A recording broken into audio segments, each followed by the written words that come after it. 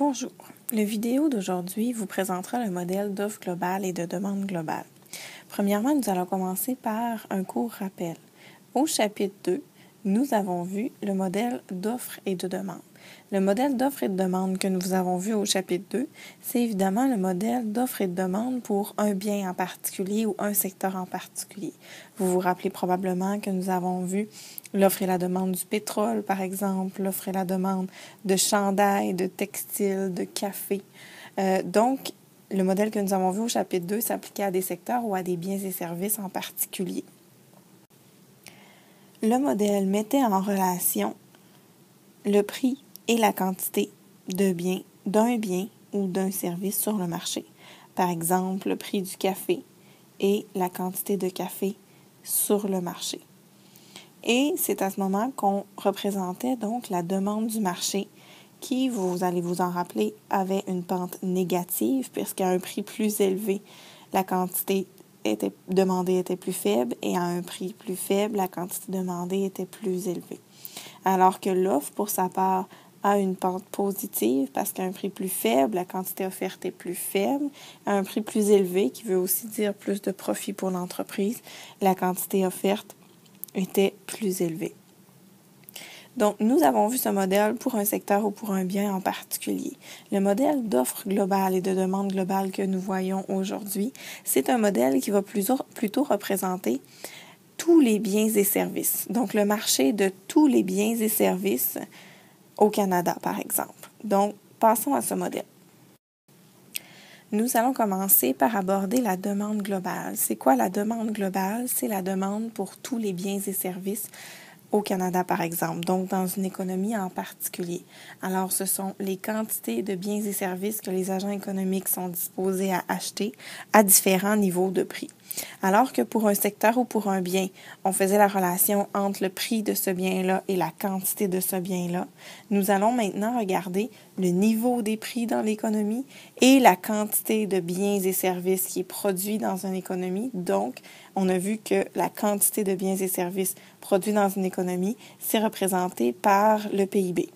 Alors, on va mettre en relation le PIB, qui est notre production, donc la quantité de biens et services, avec le niveau moyen des prix. Donc, on va vers le plus général au lieu du plus spécifique. Donc, quelle est la relation entre le niveau moyen des prix et les quantités de biens et services que les consommateurs sont prêts à acheter dans une économie? Évidemment, cette relation-là va être négative. Pourquoi elle est négative? C'est qu'en fait, à un niveau des prix très élevé, les consommateurs en général peuvent moins acheter de biens et services. Donc, par pouvoir d'achat ou par choix ou par substitution, à un niveau moyen des prix élevés, la quantité de biens et services que les consommateurs sont prêts à acheter va être plus faible. Au contraire, à un niveau des prix beaucoup plus faible, la quantité de biens et services que les consommateurs sont prêts à acheter va être plus élevée. Donc, encore une fois, soit par pouvoir d'achat, soit par choix, nécessairement, le niveau moyen des prix plus faible est associé à une quantité de biens et services que les consommateurs vont acheter beaucoup plus grande. Donc, pourquoi cette relation-là est négative? C'est pour deux raisons que j'ai déjà mentionnées. Premièrement, l'effet revenu. L'effet revenu nous dit quoi? Nous dit qu'en fait, une hausse du niveau moyen des prix représente une diminution du pouvoir d'achat. Alors, si tout coûte plus cher, c'est sûr que les consommateurs vont moins acheter parce qu'ils ont un revenu, ils ont un budget qui, lui, est stable. Alors, nécessairement, ils vont moins acheter. Ensuite, c'est aussi à cause de l'effet de substitution. Alors, lorsque les prix augmentent, par exemple au Canada, les produits étrangers deviennent de plus en plus attirants. Alors, les gens, au lieu d'acheter au Canada, vont acheter à l'étranger, ce qui fait que la quantité de biens et services qu'on est prêt à acheter au Canada est beaucoup plus faible. Maintenant, nous allons aborder l'offre globale.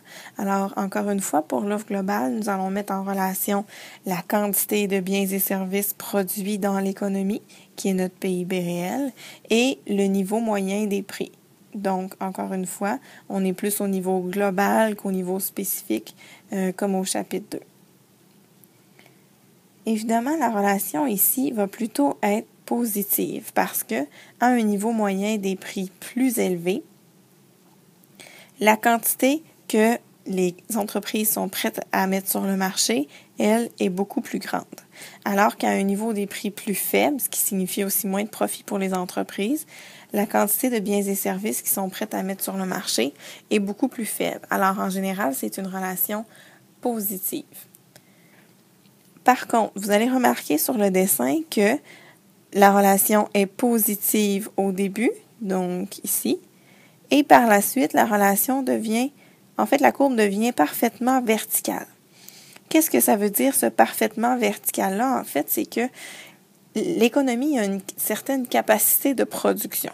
Alors, en général, quand le niveau moyen des prix est plus élevé, les entreprises vont plus produire.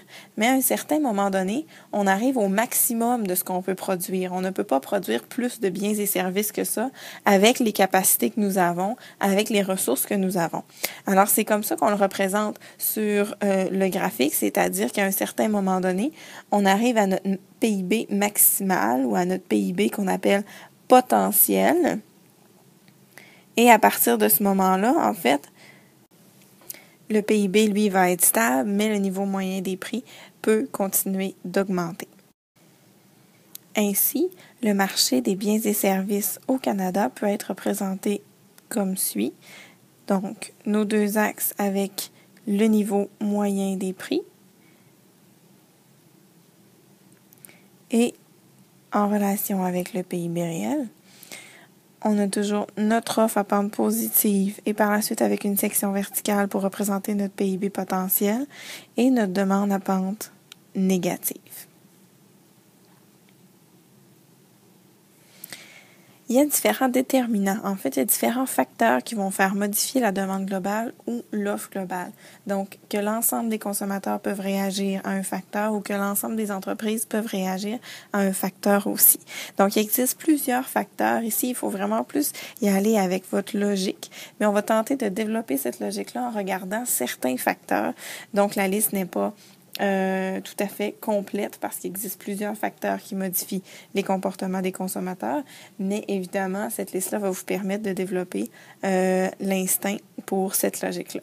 Alors, le premier déterminant, évidemment, c'est le revenu des consommateurs. Donc, si, en général, les consommateurs au Canada gagnent plus cher cette année que l'an dernier, normalement, à ce moment-là, la demande globale devrait augmenter. En effet, lorsqu'un consommateur gagne plus cher, il peut économiser une partie de ce salaire-là, mais normalement, il va en dépenser une partie aussi. Donc, l'augmentation du salaire devrait faire augmenter la demande globale. Comment ça va se représenter sur notre graphique? Une augmentation de la demande globale se représente par un déplacement vers la droite, donc vers une augmentation du PIB, c'est-à-dire une augmentation de la quantité de biens et services produits. Alors ici, on va pouvoir représenter de cette manière-là la demande globale qui a augmenté.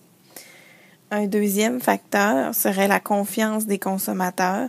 Donc, on mesure la confiance des consommateurs de plusieurs manières, par des sondages, entre autres, pour déterminer s'ils sont confiants, s'ils ont confiance en l'économie canadienne, s'ils ont confiance qu'ils vont garder leur emploi, s'ils ont confiance qu'ils peuvent investir, si donc l'économie est stable, si le pays politiquement est stable aussi. Normalement, la confiance amène une demande globale plus importante. Évidemment, un bris de cette confiance-là pourrait provoquer le contraire. Le troisième facteur, c'est le nombre de consommateurs.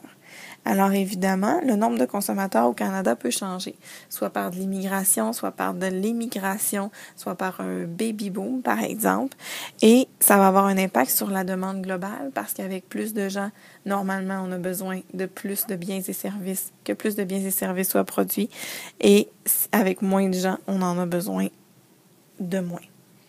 Le quatrième facteur, ce sont les décisions d'investissement privé. Alors, les entreprises qui décident d'investir vont nécessairement devoir acheter des biens et des services pour réaliser cet investissement-là. Les décisions d'investissement privé provoquent donc une augmentation de la demande globale lorsque ces investissements-là sont faits, bien évidemment. Ensuite, le niveau des impôts a nécessairement un impact sur la demande globale. Alors, l'impôt vient diminuer votre salaire net, c'est-à-dire ce qu'il vous reste dans vos poches. Évidemment, si l'impôt augmente, ça signifie que les consommateurs ont moins d'argent dans leurs poches, donc moins d'argent pour acheter des biens et services au Canada. Alors, si l'impôt augmente, la demande globale, elle, diminuerait. Donc, si c'est le premier exemple que je vous donne où la demande globale diminue, si la demande globale diminue, elle se déplace vers la gauche, donc vers une diminution de la production, parce que si les gens achètent moins, les entreprises vont suivre pour diminuer leur production, pour pas se ramasser avec des inventaires importants. Le prochain facteur, c'est le niveau des dépenses publiques. Alors, le gouvernement dépense aussi, fait partie de la demande globale de l'économie, achète différents biens et services. Et donc, s'il dépense plus, nécessairement la demande globale va augmenter. Et s'il dépense moins, la demande globale va diminuer dans l'économie. Un autre facteur qui peut modifier la demande globale, ce sont évidemment les niveaux de taux d'intérêt. Le taux d'intérêt, aujourd'hui, a un lien avec la consommation parce que très souvent, et même probablement trop souvent, la consommation est financée. C'est-à-dire que nous consommons aujourd'hui pour des revenus que nous allons avoir plus tard. Étant donné qu'elle est financée, il y a un taux d'intérêt qui est associé à ça, comme le taux d'intérêt sur votre carte de crédit, sur votre marge de crédit, par exemple. Et évidemment, un taux d'intérêt plus élevé signifie qu'il y a moins de gens qui vont pouvoir se permettre d'emprunter et donc il y a moins de gens qui vont pouvoir acheter des autos, des maisons, des biens et services quelconques. Donc, la demande globale diminuerait aussi. Et finalement, il ne faut pas oublier l'international. Alors, la valeur de notre monnaie va avoir un impact sur la demande globale pour les biens et services au Canada. Donc, si je vous donne un exemple où la valeur du dollar canadien diminue. Donc, notre dollar canadien vaut moins cher. Par exemple, si auparavant, pour $1 canadien, on avait $1 américain et que maintenant, pour $1 canadien, je peux seulement avoir 66 sous américains. Alors, vous êtes d'accord avec moi que ça, c'est une diminution de la valeur du dollar canadien. Cette diminution de la valeur du dollar canadien va avoir un impact sur les décisions des consommateurs. Alors, les consommateurs canadiens vont moins aller acheter à l'étranger, étant donné que maintenant, c'est relativement moins cher d'acheter au Canada qu'à l'extérieur. Donc, les importations ici vont diminuer. Par la suite, les consommateurs étrangers vont plus venir acheter au Canada parce que pour eux, c'est moins cher d'acheter au Canada qu'aux États-Unis, par exemple. Alors, les exportations vont augmenter. Donc, une diminution de la valeur du dollar canadien va provoquer une augmentation de la demande globale parce que les gens du Canada vont acheter au Canada et parce que les étrangers vont venir acheter au Canada aussi. La situation inverse serait la même, donc tentez de vous faire un exemple où la valeur du dollar canadien augmente et de voir l'impact sur la demande globale.